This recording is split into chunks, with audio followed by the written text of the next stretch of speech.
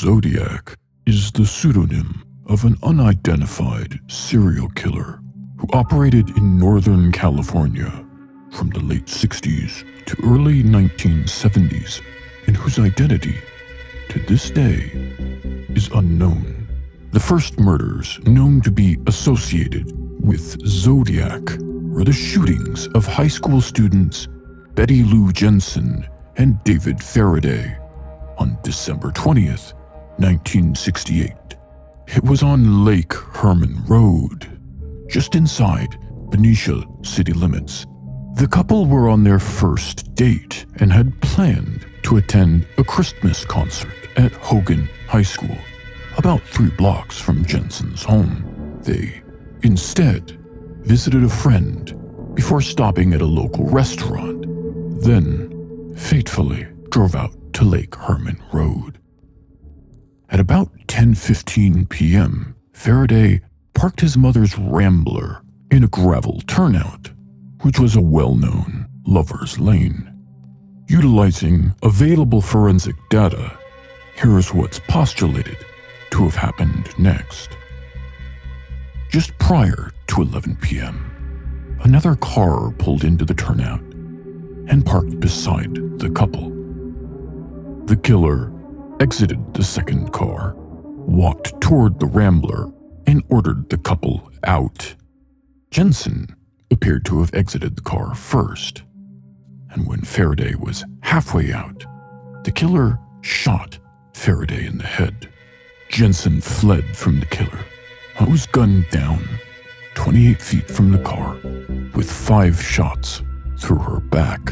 The killer got back in the second car and drove off.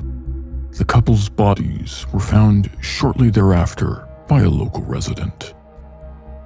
July 4th, 1969, Darlene Farron and Michael Maggio drove into the Blue Rock Springs Park in Vallejo, only 4 miles from the Lake Herman Road murder site.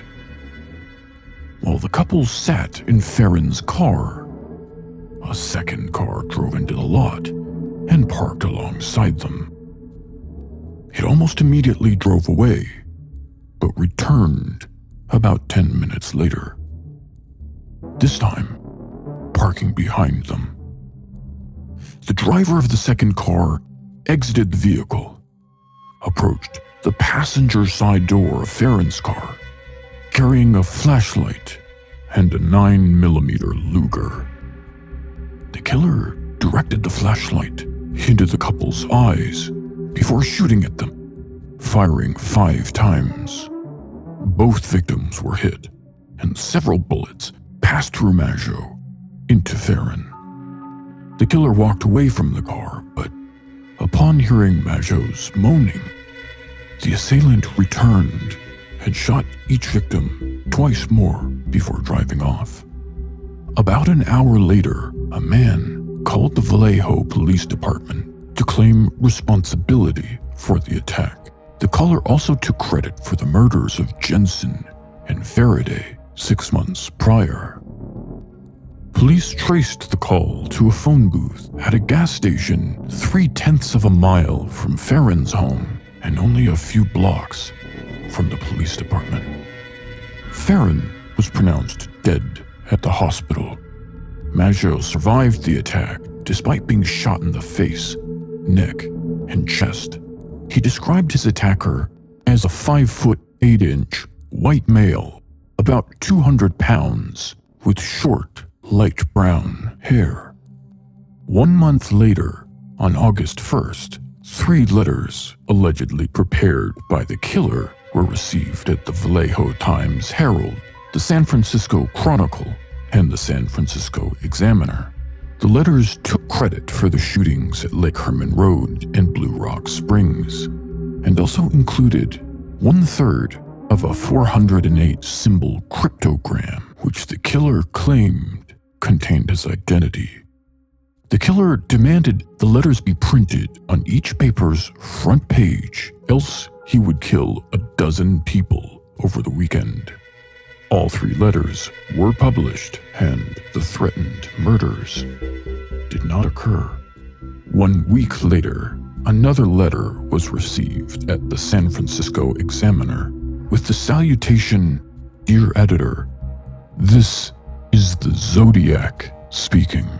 This was the first time the killer used this pseudonym for identification, and to prove authenticity of the letters, Zodiac included details about the murders which had not been released to the public. The letter also included a message to the police saying when they crack his code, they will have him. A day later, Donald and Betty Harden of Salinas, California, cracked the 408-symbol cryptogram, revealing a misspelled message in which the killer claimed he will be reborn in paradise, and all of the victims that he's murdered will become his slaves. While Zodiac continued to taunt the press with more letters that included cryptograms, this was the only one that has ever been solved. In the coming years, the Zodiac would be confirmed to be connected to 7 victims, including 5 murders. He's believed to be connected to 20 to 28 total dead, and insinuates in a final letter written in 1974 that he's claimed 37 lives.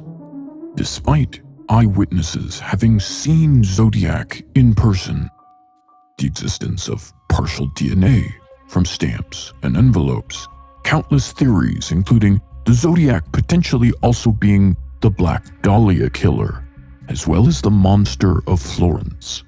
Still, the killer has never been caught, and the case is still open.